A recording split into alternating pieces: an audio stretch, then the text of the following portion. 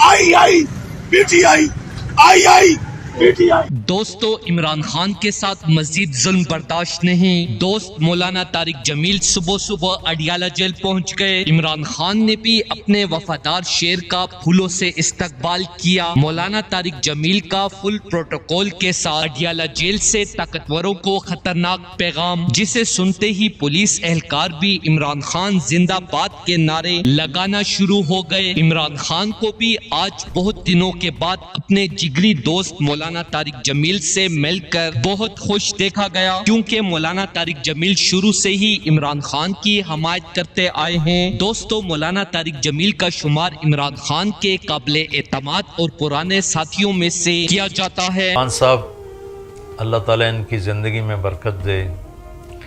ये हमेशा अपनी क़ुव्वत इरादी में बड़े पक्के रहे। फिर ये 22 साल पहले सियासत में आए, ये तनहा थे। अल्लाह ने इनकी क़ुव्वत इरादी, मेहनत, वज़ीर आज़म बनाया। अब ये एक ख़ूबसूरत ख्वाब देख रहे हैं और हमें दिखा रहे हैं, और मुखलिस हैं। मुझे अल्लाह की ज़ात से उम्मीद नहीं, यकीन है 100% कि ये इंतहाई दयानंदार, इंतहाई मुखलिस हैं। हमें इनका साथ देना है।